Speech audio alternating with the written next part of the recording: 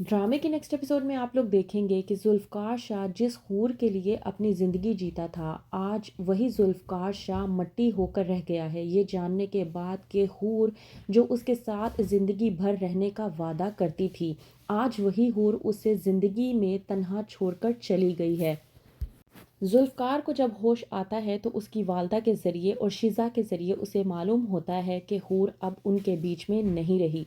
ज़ुल्फ़कार पहले तो इस बात पर यकीन नहीं कर पाता और कहता है कि मुझे अभी और इसी वक्त हूर के पास जाने दो।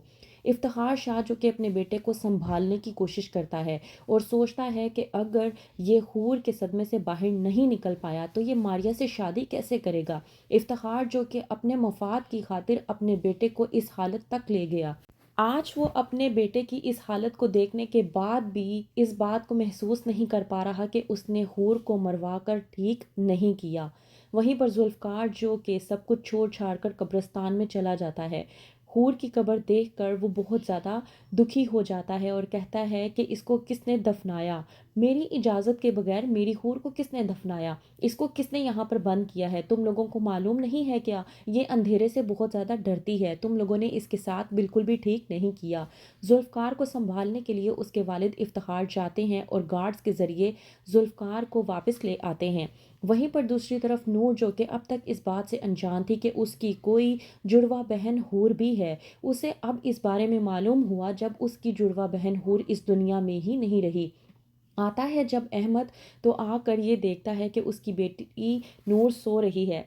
तो वो अपने दिल का बोझ हल्का करने के लिए ये सोच कर कि उसकी बेटी नूर सो रही है, अपने दिल का बोझ हल्का करने के लिए कहता है कि तुम्हारी एक जुड़वा बहन भी है, तुम्हें इस बात के बारे में नहीं पता। नूर जो कि खामोशी से इस बात को सुन लेती है और अगले रोज़ जब उसके वालिद आते हैं तो अपने वालिद को अपने पास बिठा लेती है और पूछती है कि क्या मेरी कोई बहन भी है। इस बात पर अहमद खौफज़दा हो जाता है और कहता है कि तुम्हें कोई गलत फहमी हुई है, तुम ऐसी बात क्यों कर रही हो।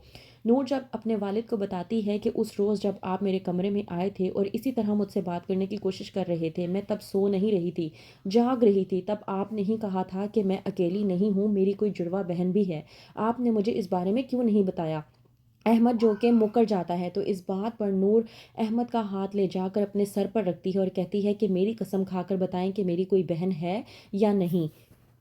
दूसरी तरफ जुल्फ़कार की वालदा जुल्फ़कार को समझाने की कोशिश करती हैं और कहती हैं कि बेटा, जाने वाले के साथ जाया नहीं जाता, मरने वाले के बाद भी अपनी ज़िंदगी को जिया जाता है। जुल्फ़कार जो कि अपनी वालदा से कहता है कि हूर के जाने के बाद मेरी ज़िंदगी मेरी नहीं रही और वैसे भी मैं हूर के लिए जीता था, अब मैं जीकर क्या करूँगा। और वैसे भी हूर जो मुझे कहती थी कि वो मेरे साथ हमेशा अच्छी ज़िंदगी गुजारेगी, तो वो मुझे अकेला छोड़कर चली गई, अब मैं इस ज़िंदगी का क्या करूँगा। जुल्फ़कार की वालदा अपने बेटे की इस हालत को देखकर बहुत ज़्यादा परेशान हो जाती है और समझ नहीं पाती कि वो आखिरकार क्या करे।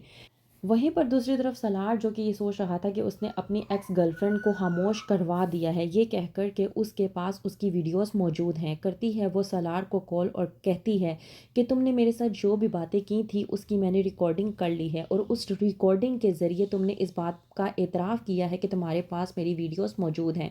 अब तुम मुझे खुद बताओ, अगर मैं वो रिकॉर्डिंग्स ले जाकर साइबर क्राइम वालों को दे दूँ तो तुम्हारा क्या हश्र होगा, किस तरह की बदनामी होगी तुम्हारी और तुम्हारे घर वालों की, क्या इज्जत रह जाएगी। अब तुम ही बताओ कि तुम आखिरकार क्या करना चाहते हो, क्या फ़ैसला है तुम्हारा।